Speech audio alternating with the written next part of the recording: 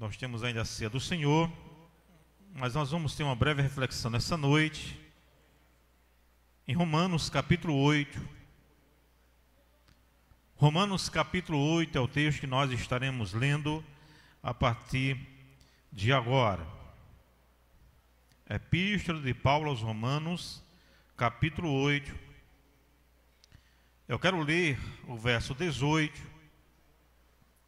depois o verso 28 ao 30.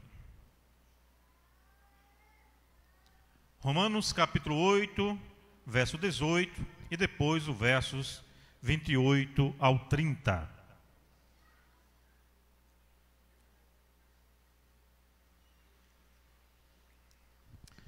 Você achou? Então preste atenção no que diz a palavra do Senhor.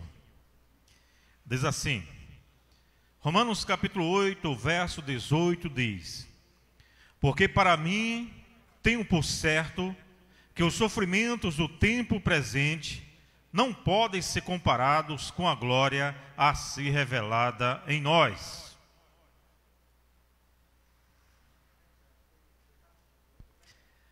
Versos 28. Agora acompanha o verso 28 ao 30. Você achou? Diz assim: Sabemos que todas as coisas cooperam para o bem daqueles que amam a Deus, daqueles que são chamados segundo o seu propósito. Porquanto aos que de antemão conheceu, também os predestinou para serem conformes à imagem de seu Filho, a fim de que ele seja o primogênito entre muitos irmãos. E aos que predestinou, a esses também chamou. E aos que chamou, a esses também justificou. E aos que justificou, a esses também, o quê? Glorificou. Deixa a sua Bíblia aberta aqui nesse texto. Eu quero apenas trazer umas breves verdades para o nosso coração nessa noite. Mas primeiro, eu quero trazer ao seu conhecimento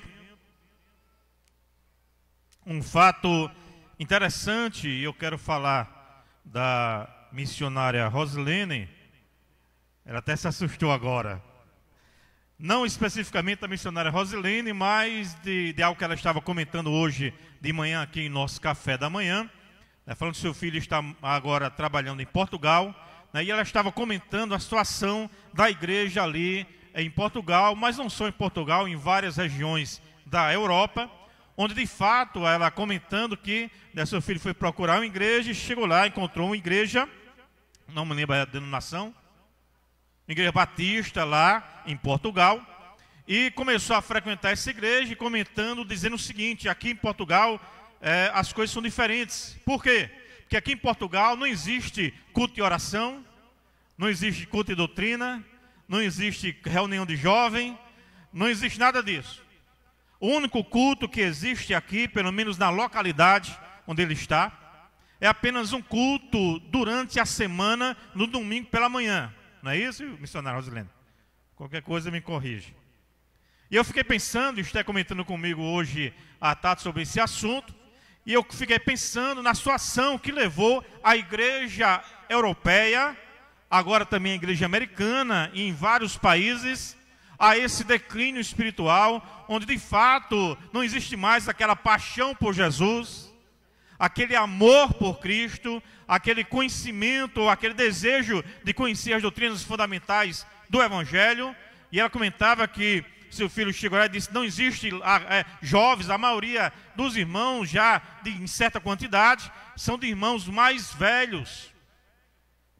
E os únicos jovens que participam da igreja são aqueles jovens que de fato já vêm de outros países, imigrantes, que vão trabalhar em Portugal e de repente, por ter o costume de frequentar uma igreja, começam a frequentar a igreja ali na localidade que eles agora irão trabalhar. Portanto, irmãos, o que é que eu quero dizer com isso? Algumas pessoas já disseram o seguinte: o declínio da igreja europeia e agora também americana se dá pelo fato de que a igreja começou a acreditar em determinados assuntos e doutrinas que não tem nada a ver com a palavra de Deus, e começou uma onda muito grande, muito forte, principalmente oriundos da Inglaterra, onde de fato o ateísmo começou a ganhar determinada proporção, a ponto da nova geração ser doutrinada nas escolas em outros lugares, com relação à fé cristã, que para eles agora já não vale mais tanta coisa. E quando a gente fala sobre doutrina, ensinamento, explicação das Escrituras, muitas pessoas, irmãos, hoje em dia no Brasil já está começando a ter esse tipo de sentimento. Por que eu estou dizendo isso? Porque o que a palavra de Deus nos diz, Paulo já vai expressar isso durante já algum tempo na igreja. Ele vai dizer, irmãos, vai chegar o tempo onde as pessoas não darão mais ouvidos à sã doutrina. As pessoas vão se cercar de mestres e vão começar a ouvir doutrinas de demônios, falácias humanas, e as pessoas vão se desviar do propósito principal do Evangelho, que é mostrar Jesus Cristo, nosso Senhor e o nosso Salvador. E o que nos deixa alerta, irmãos, é que a Bíblia diz que, Paulo já disse, completando, vai chegar o tempo onde as pessoas sentirão coceira nos ouvidos quando se for pregar a palavra, a verdade. E a igreja europeia e americana começou assim. Começou a se sentir incomodado com a ministração muito demorada, começou a se sentir incomodado com a pregação da palavra, e disseram, vamos mudar, vamos fazer diferente, vamos colocar mais coisas, e a teologia liberal começou a entrar dentro das igrejas, a ponto de que muitos pastores formados nos seminários que antes pregavam a palavra, antes pregavam a doutrina, começou a ter a chamada teologia liberal, onde muitos pastores formados começaram a descrer daquilo que a Bíblia falava. Por exemplo, muitos pastores começaram a pregar dizendo que, de fato, Jesus, ele não ressuscitou. Isso é uma conversa, isso é uma falácia. Jesus não ressuscitou. De fato, ele ressuscitou apenas na cabeça dos discípulos. Quando começou a se falar da palavra, começou a se misturar a palavra com um evangelho social, onde as pessoas de fato não precisam de salvação, porque Cristo não quer salvar a nossa alma, Cristo quer apenas nos fazer melhores. Melhores homens, melhores mulheres, para que a gente possa ser um bom cidadão onde a gente está. E de fato, pensando nesse prisma, começou a se dizer também que até os milagres não existem. Milagres não existem. Porque de fato, esse pensamento liberal vai dizer que a Bíblia é só mais um livro igual a tantos livros de literatura, de religião que existem por aí. Estão entendendo o que eu estou dizendo? Amém? E isso foi começando a entrar nas igrejas aos poucos. Não pense que essas doutrinas de demônios, eles vêm assim de uma forma, bruta. Não, ele começa de forma sutil. Começa a pregar de forma sutil. É um evangelho fácil. É um evangelho que não exige nada. É um evangelho que faz com que o homem seja o centro das atenções. É um evangelho que diz que nós, como seres humanos, como cristãos, nós somos pequenos cristos. E como pequenos cristos, a gente tem, diante de Deus, um poder talvez até superior ao de Cristo. E até mesmo nós podemos manipular Deus, e Deus vai fazer aquilo que a gente quiser, porque Deus está preso em algumas declarações que a gente possa fazer. E aí começou a surgir, desde alguns anos atrás, a ideia, por exemplo, de que há poder em suas palavras. E muitos crentes creem nisso. Começou a surgir a ideia também, amados irmãos, dentro dessa salada, dessa sopa de bobagem que a igreja evangélica tem absorvido durante tantos anos, que agora está começando a crer em outras coisas também, que não tem nada a ver com o evangelho, é colocar o homem no centro e dizer que o homem agora, ele está em pé de igualdade com Cristo. E alguns já têm pregado até mesmo dizendo que, de fato, quando Deus olha para nós, Deus vê que nós agora podemos ser o sucesso que o mundo está precisando. Portanto, ser cristão hoje, além de ser, para eles, ser um pequeno Cristo, nós temos agora o poder de ser maior do que Cristo.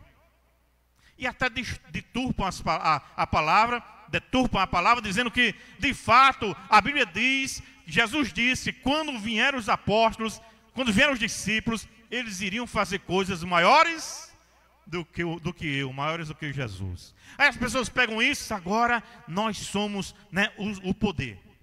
Algum tempo atrás, a nossa sinologia já falava sobre isso, dizendo, a nossa sinologia de fato era contrário a isso. Depois começou a mudar e falar sobre isso, e daqui a pouco nós estamos cantando dentro das igrejas que nós somos maravilhosos, nós somos, né?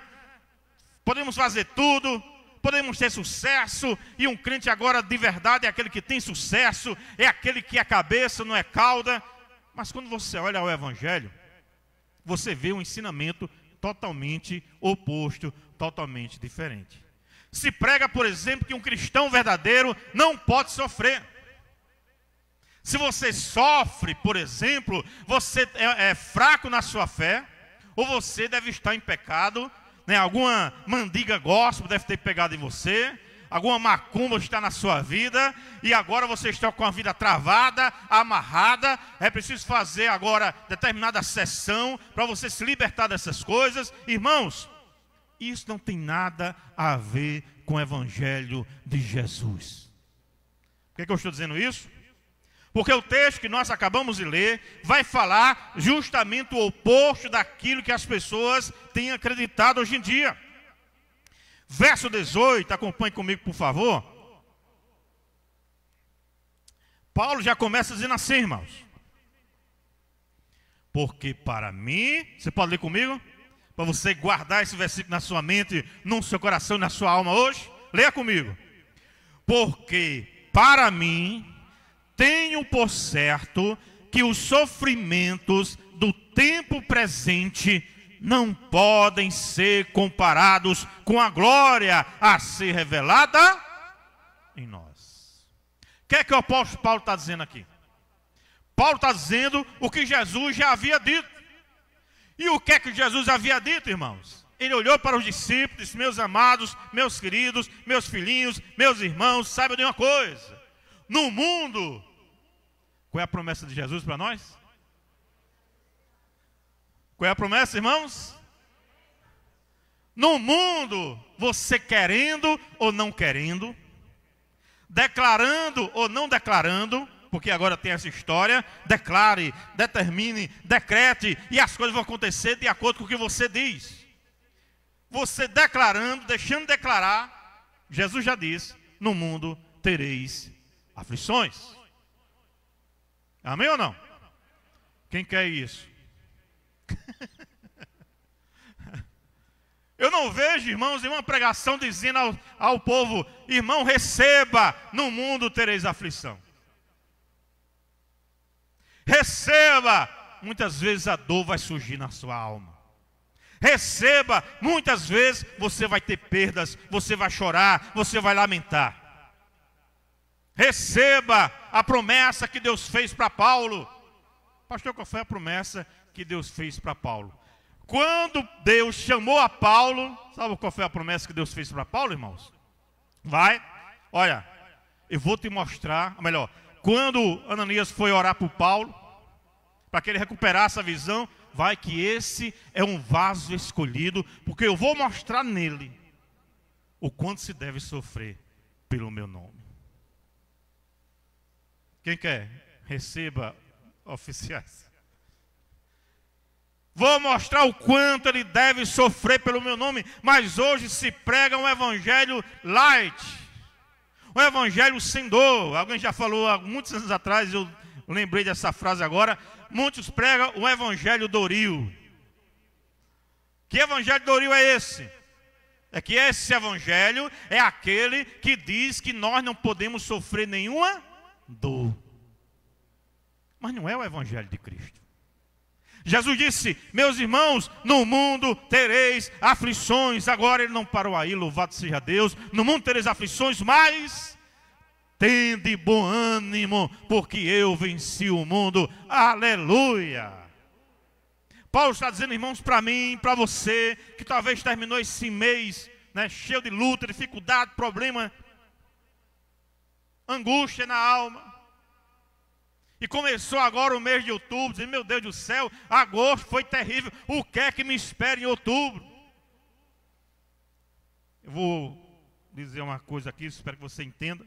Sabe o que é que te espera em outubro, irmãos? Problema também. Mas pastor, não seja tão negativo. Sabe o que é que te espera em outubro, irmãos? Dor de cabeça. Daqui para o final do ano, luta. Mas pastor, diga aí que eu vou ter uma coisa boa, que Deus vai me dar uma chave. Eu não sou chaveiro. Nunca trabalhei com chaveiro. Eu sei de uma coisa: no mundo tereis aflições. Mas eu sei também de outra verdade: não se atemorize, se alegre, porque aquele que disse no mundo tereis aflição é aquele mesmo que vai segurar nossa mão e vai dizer: você vai passar pela aflição, mas eu vou estar junto com você. Você vai passar pelo vale da sombra da morte, poderá passar, mas eu vou estar segurando na sua mão, porque eu sou o seu pastor e estou contigo e vou estar contigo todos os dias da sua vida. Evangelho Doril, evangelho sem dor não existe. O que existe é falácia. O que existe é doutrina de demônio. Essa doutrina que você vai ser vencedor e não vai ter uma dor é mentira do diabo, não é evangelho. O evangelho vai dizer, você vai sofrer. Agora lembre de uma coisa, o apóstolo Paulo dizendo aqui, e preste bem atenção, disse isso terça-feira aqui aos irmãos que estavam aqui presentes. Paulo está escrevendo a uma igreja lá de Roma, que estava sendo perseguida, massacrada, morta. Os cristãos, irmãos, naquela época, eram presos, amarrados numa estaca, colocados no meio da rua, tocado fogo, eram queimados vivos, para iluminar as ruas de Roma. Porque ela não tinha eletricidade nesse tempo. Iluminava com os corpos dos cristãos pegando fogo. Aí Paulo olha aquela situação e sabe o que é que Paulo vai dizer para os cristãos? Ele não vai dizer, irmãos, determine, repreenda, diga, está repreendido Nero em nome de Jesus. Toda a tribulação vai cair por terra em nome de Jesus. Não, Paulo vai dizer o seguinte, irmãos, vocês estão sofrendo.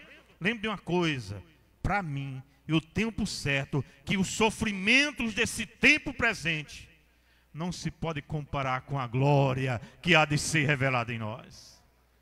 Paulo está dizendo, tudo isso aqui passa.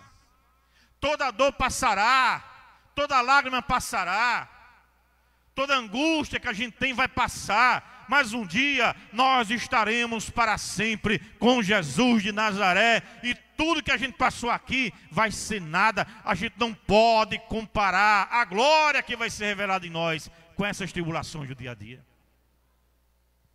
Amém, igreja? E para Paulo confortar os irmãos, deixa eu caminhar aqui para o final. Para Paulo confortar os irmãos, Paulo vai dizer, e vai tratar aqui, pelo menos na ótica de Paulo, de uma certa ordem da salvação. Isso é um assunto que hoje é debatido com os teólogos, a ordem da salvação, o que é que vem primeiro? Fé, né? O que é que vem primeiro? Regeneração ou é conversão? E há uma discussão tremenda sobre isso. Mas Paulo, irmão, aqui nos dá 5 verdades, 5 ensinamentos, para que a gente nunca venha a temer, para que a gente não esmoreça no dia a dia, para que a gente continue caminhando, olhando para Ele, para Jesus, o autor e consumador da nossa fé. 5 verdades que atingiu a mim e atingiu você, e muitas vezes, no dia a dia da nossa vida, da caminhada, quando o mundo cai ao nosso redor, a gente esquece dessas 5 verdades. Quais são então, pastor, as 5 verdades? Acompanhe comigo. Verso 28 agora. Você achou? Verso 28 vai dizer assim: sabemos sabemos, temos plena certeza, meu coração arde com essas verdades. É o que Paulo está dizendo aqui. Eu não tenho dúvida alguma. Eu sei. E olha que o que Paulo passou, eu disse terça-feira aqui, o que Paulo passou, a gente não passou nem 10%. Aí Paulo diz assim, irmãos, vamos lá, vamos começar outubro assim já, né, nessa vibe. Paulo vai dizer, irmãos, sabemos que todas as coisas cooperam para o bem daqueles que amam a Deus, daqueles que são chamados segundo o seu. Qual é o propósito de Deus na sua vida? Qual é o propósito de Deus na sua vida? Essa é a pergunta. Deus, irmãos, não nos salvou para a gente ser famoso, para a gente ter muitos likes, ou muitos seguidores, como é a correria de hoje em dia, para a gente aparecer na mídia. Deus não nos salvou com esse propósito. O propósito da salvação que Deus fez está no verso 29 e o 28. Agora preste bem atenção, ainda no verso 28. 29 e 30, perdão. Verso 28 diz assim: sabemos que todas as coisas cooperam. Amados, preste atenção. Quando a gente olha isso aqui, sabemos que todas as coisas cooperam para o bem. Como é que pode ser isso? Quando eu era seminarista, eu já fui nesse tempo um pouco curioso, gostava, e ainda gosto de estudar, de pesquisar. E eu me lembro muito bem que uma vez eu estava tendo explicação do texto de Romanos para uma professora de teologia da minha época. Isso faz há mais ou menos 30 anos atrás. E a professora estava tentando explicar esse texto de Romanos. Diz, irmãos, sabemos que todas as coisas cooperam para o bem. E ela foi dar um exemplo. E eu disse, professora, preste bem atenção. Será que todas as coisas aqui são de fato todas as coisas? Como assim? Ela ficou sem entender, né? Como assim? Não estou entendendo o que o senhor quer dizer. O senhor não, né? Você que eu era bem mais jovem naquele tempo. O que é que você quer dizer, Júnior, com isso? Como é que todas as coisas aqui não é todas as coisas? Aí eu fiquei dizendo assim, mas, professora, preste bem atenção. Será que, por exemplo, na minha casa, ou eu estou passando na rua e de repente alguém é atropelado, uma coisa terrível acontece? Será que isso é para o meu bem? Será que quando alguém, um avião cai do céu, né, é uma coisa que aconteceu, mas isso coopera para o meu bem? De que forma? Ela começou a coçar a cabeça. Não, mas são todas as coisas. Eu comecei a estudar, a estudar um pouco do grego. Aí eu fui mais fundo no texto. Quando a Bíblia diz, irmãos, assim, sabemos que todas as coisas cooperam para o bem daqueles que amam a Deus, daqueles que são chamados segundo o seu propósito. Paulo não está dizendo, irmãos, que toda calamidade, tudo que é ruim, é para o nosso bem, para o nosso propósito. Por quê? Porque isso seria masoquismo. Como é que eu vou me beneficiar do sofrimento do outro? O que Paulo quer dizer de fato aqui, depois os pregadores aqui da igreja podem discordar ou concordar. Paulo está dizendo aqui, irmãos, prestem atenção. No plano de Deus, Deus tem um propósito para a sua vida. Você crê nisso ou não? Você crê nisso ou não? Deus tem um propósito na minha vida. Agora, as circunstâncias que Ele usa para que esse propósito seja cumprido na minha vida, é que essas circunstâncias chegam a um propósito. E o propósito vai chegar até mim e até você. Não da forma que eu quero, não porque alguém fez algum mal, mas eu sei de uma coisa: tudo que acontecer na minha vida, eu sei que Deus está no controle. Você crê assim? Tudo acontece pela permissão de Deus, pela soberana vontade de Deus. Então todas essas coisas, de alguma forma, às vezes se eu não vou às vezes nem entender, eu sei que Deus está no comando de tudo, e mesmo sem entender, eu sei que todas as coisas cooperam para o bem daqueles que amam a Deus, daqueles que são chamados segundo o seu propósito. E qual é o propósito principal? Verso 29. Leia comigo. Verso 29 diz assim: porquanto aos que de antemão conheceu, essa é a circunstância que Paulo está falando aqui. Você, irmão de Roma, não olhe para o sofrimento, olhe para o propósito.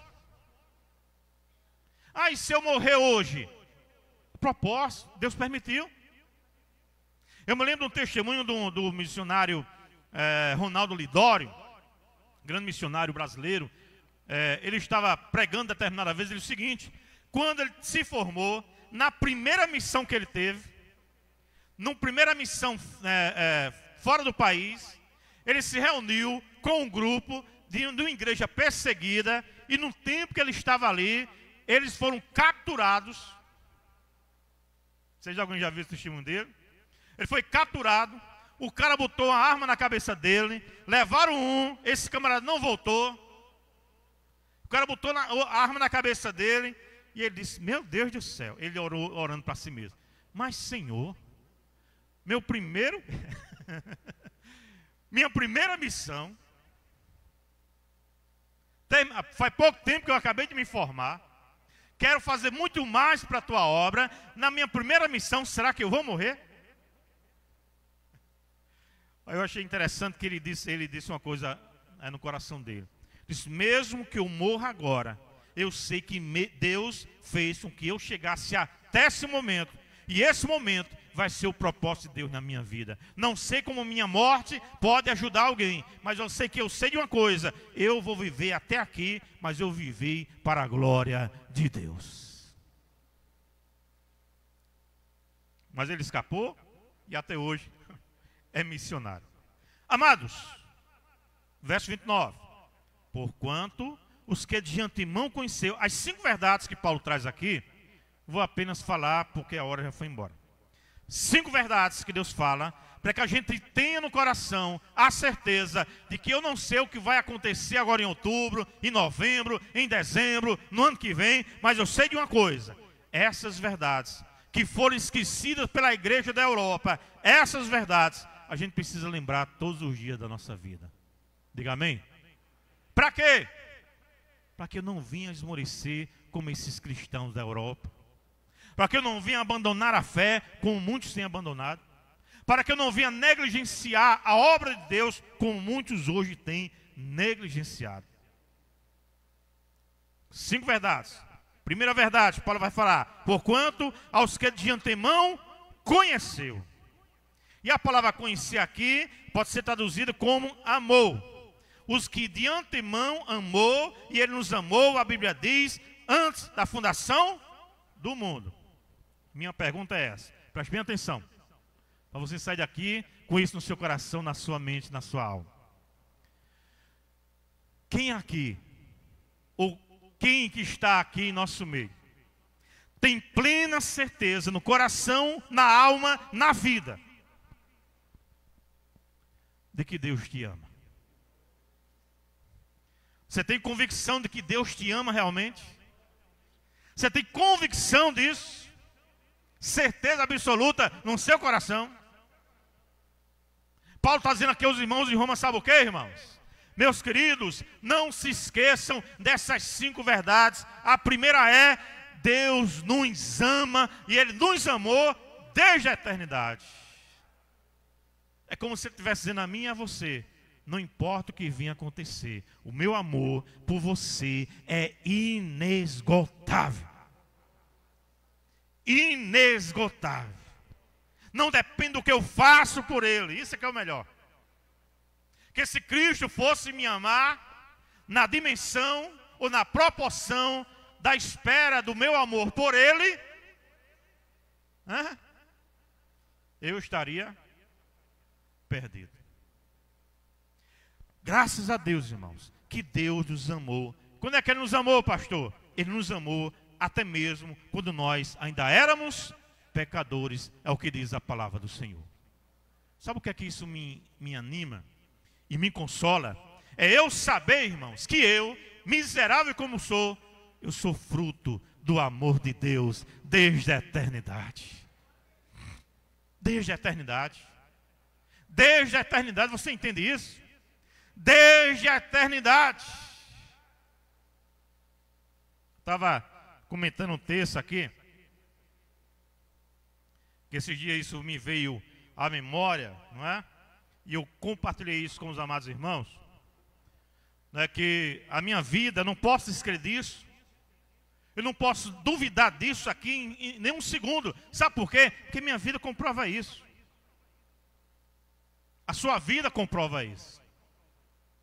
Se você prestar atenção, a sua vida comprova isso. E eu estava falando sobre a questão da adoção. Todo mundo sabe, né, que eu fui adotado. E isso para mim é motivo de orgulho. Nunca conheci meus pais biológicos. Morreram quando eu era criança ainda. Mas minha mãe, que me criou, dizia o seguinte: 2 vezes ela me segurou na mão, eu bebê. Ela me segura na mão e coloca a vela e esperando que eu morresse. Colocou vela, segurou, agora ele vai, agora vai morrer. E passou, escapou.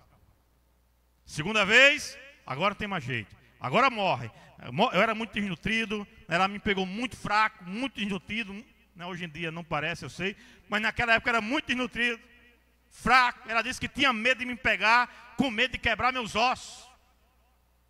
Segurou em vela, agora vai. Não aguenta não, agora não aguenta mais não. E ela disse que tinha um remédio antigamente chamado maná. Diz que esse remédio maná era o seguinte: quando você dava maná, você podia esperar 2 coisas. Ou a pessoa morria,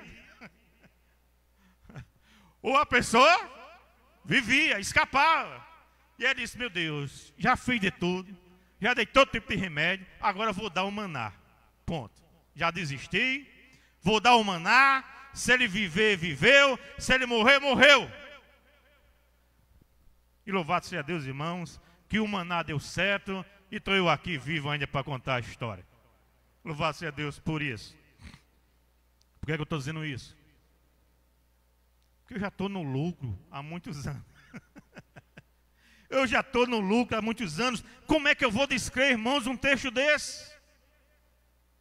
Deus tem um propósito. E quando Deus tem um propósito, você pode estar na beira da morte, mas Deus diz: não é agora, porque eu tenho um propósito nessa vida. Deu para entender, irmãos? Como é que eu vou descrever um negócio desse? Portanto, Ele me amou desde a eternidade. E eu digo sempre, eu escrevi isso num dos meus livros, eu digo isso sempre, irmãos: quem me salvou não foi o maná da terra. Quem me salvou foi o maná do céu. E o nome dele é Jesus de Nazaré. Eu tenho que crer nisso. Eu preciso crer nisso. E eu amo crer nisso, porque eu sei que eu estou aqui, mas é só minha história. A minha história é uma das muitas histórias. Eu não sei como foi que Deus fez com você. Eu sei como Ele fez comigo. Eu não sei qual o propósito dele na sua vida. Eu sei que Ele me amou desde a eternidade. E isso eu não posso esquecer nunca, jamais. Diga amém. O tempo foi-se embora. Segunda verdade, Ele vai dizer, preste atenção: porquanto os que de antemão conheceu ou amou, também os predestinou. E aqui eu não vou entrar em polêmica. Alguns irmãos da Assembleia Batista e outras denominações creem de um certo tipo de predestinação, mas a predestinação aqui está dizendo: Deus determinou o nosso destino previamente, e Ele determina isso não de acordo com a presciência, porque Ele não viu que eu ia salvá-lo. Então Ele não me salva porque eu tomei a decisão. Não, Deus me salvou porque eu era perdido, miserável, e Ele quis me salvar tão somente pela sua graça e pela sua soberana vontade. Ele nos predestinou. O que é que significa isso? Ele nos escolheu a nós, e não nós a Ele. Nós não escolhemos para crer, conforme alguns irmãos amados creem assim. Mas é o contrário, nós cremos porque fomos escolhidos. Percebe isso? Porque você está aqui nessa noite. Porque Deus te resgatou de onde você estava. Você não queria saber nada de Deus, mas Deus mudou o seu coração e você foi transformado em filho de Deus. Terceira verdade. Primeiro, Deus nos amou. Segundo, nos predestinou. Em terceiro lugar, vai dizer o quê? Por quantos que de antemão conheceu, predestinou para ser conforme a imagem do seu Filho. Esse é o propósito de Deus em nossa vida. Não é para sermos pequenos cristos, é para sermos conforme a imagem de Cristo, a fim de que Ele seja o primogênito entre muitos irmãos. E aos que predestinou, a esses também fez o quê? Fez o quê? Chamou. Quando foi que Deus te chamou? Deus te chamou no dia que você se converteu. Ele já te amava desde a eternidade, a gente é que não sabia. Mas quando você se converte, é o dia do chamado de Deus no seu coração, na sua alma, na sua vida. Aleluia! E a esses que Deus chamou, aí vem a nossa quarta verdade. Ele também fez o que, irmãos? Justificou. O que é isso? É saber que você e eu éramos miseráveis, a nossa lista de pecado era imensa, mas sabe o que Deus fez com a gente? Pegou essa lista imensa, cravou na cruz e colocou embaixo: tetelestai, está pago, ele não me deve mais, agora ninguém pode cobrar pela dívida dele, porque a dívida dele, quem pagou fui eu, derramando o sangue precioso. Justificação é esse termo forense, onde o juiz declara alguém não era inocente, alguém que estava errado, que era pecador, que era réu, mas porque o advogado chegou, disse: não, eu sei que ele merece ir para o inferno, mas eu vou pagar a dívida no lugar dele. Irmãos, foi isso que Jesus fez por nós. Pagou a nossa dívida e escreveu embaixo: ninguém mais pode cobrar. Em outras palavras, você agora se tornou justo de novo diante de Deus, e a ira dele não pode vir mais sobre você. Olha que coisa tremenda. Tá bom, pastor, entendi. E agora? E agora vem a quinta grande verdade. Vamos lá, o que diz o texto? Verso 30. E aos que justificou, diz o que, irmãos?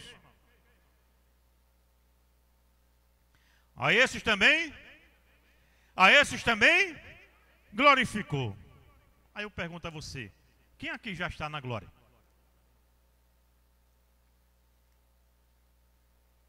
Quem aqui está na glória? Que eu saiba, ninguém. E o que é que significa isso? Preste bem atenção, eu vou terminar com essa verdade. Quando Paulo diz assim, ele nos glorificou, preste bem atenção que todos os verbos aqui estão no passado. Amou, predestinou, chamou, justificou. E diz o quê? Glorificou. Mas pastor, do jeito que eu estou aqui, como é que eu estou glorificado? É simples, irmãos. A palavra aqui, no grego, é doxazen, que significa, no aoristo, que é algo que só acontece no grego, num pretérito perfeito, significa o seguinte: glorificou significa que esse fato que vai acontecer no futuro já está consumado através da obra de Deus, e na mente de Deus nós já estamos com Ele lá na glória. Aleluia. Entendeu? Por isso que Paulo vai dizer lá em Efésios que nós já estamos aonde? Assentados. Aonde, irmãos? Estamos assentados aonde? Nos lugares celestiais em Cristo Jesus. É o famoso já e ainda não. Eu já estou assentado, mas ainda não. Ainda tem que viver aqui, junto com esses pecadores, igual eu. Entendeu? Eu já fui glorificado. Você também. Já. Mas ainda não, porque ainda vivemos nessa carne, né? Cheio de pecado, né? Osso e carne e sangue. Quando Paulo diz isso, para finalizar, ele está dizendo o seguinte aos irmãos de Roma: a nossa salvação é tão certa, tão maravilhosa, tão segura, que ninguém pode nos tirar das mãos desse grande Salvador. Se pode viver essa vida cheia de problema, mas você é de Cristo, Cristo é seu, você é de Deus e ninguém mais vai poder mudar isso.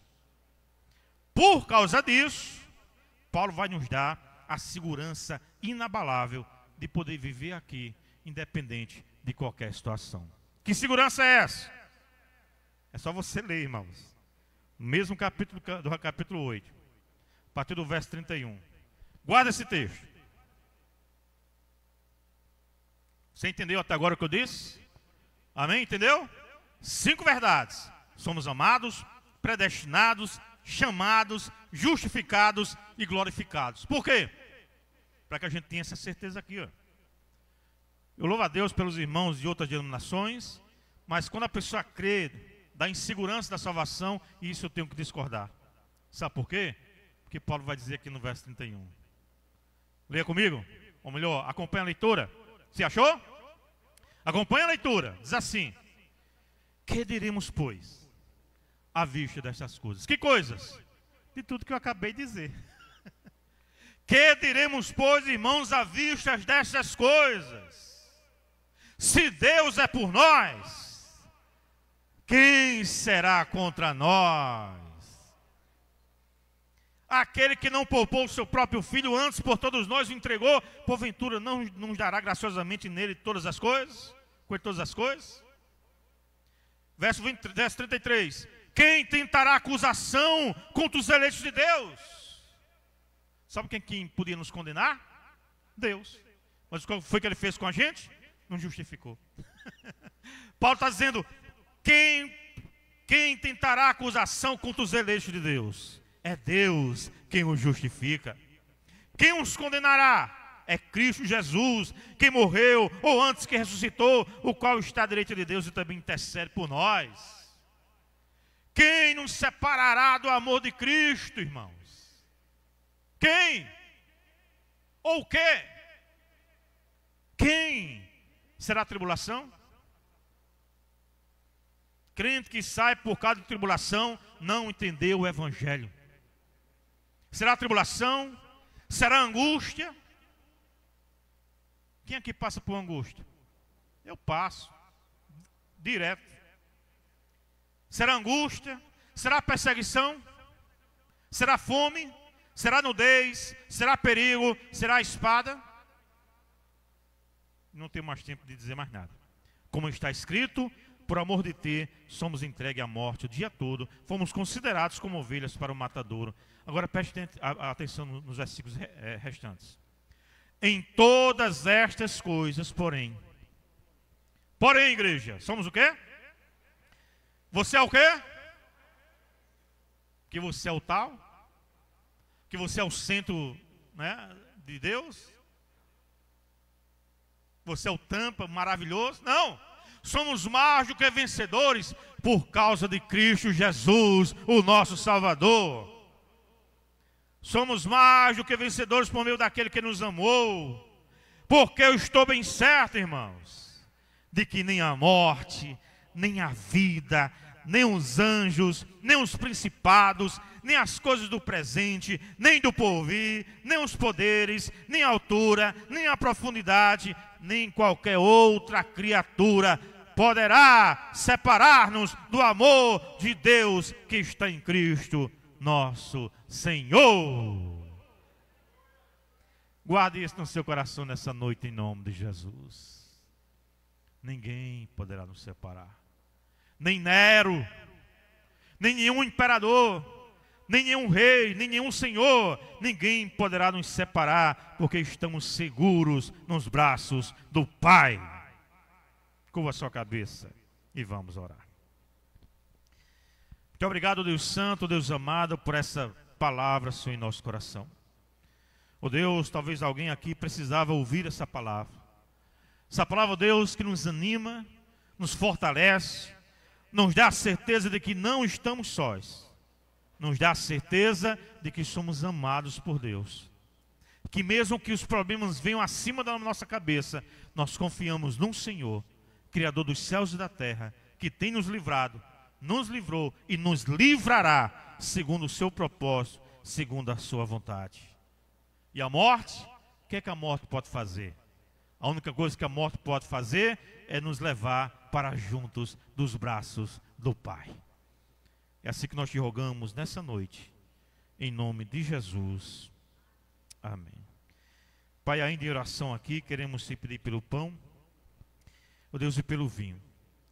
Muito obrigado por tudo, ó Deus, porque estes elementos nos lembram aquilo que Cristo fez por nós na cruz do Calvário. Perdoa as nossas falhas, guarda-nos de todo mal. Reconhecemos, ó Deus, a nossa pequenez. Reconhecemos, ó Deus, que somos fracos, falhos, pecadores, mas o teu sangue é que nos purifica de todo o pecado. Te louvamos, ó Deus, porque não a nós, mas ao teu nome é que damos glória. Muito obrigado, Pai Santo, perdoa as nossas falhas, é assim que nós te rogamos, em nome de Jesus. E abençoa o pão, abençoa o vinho.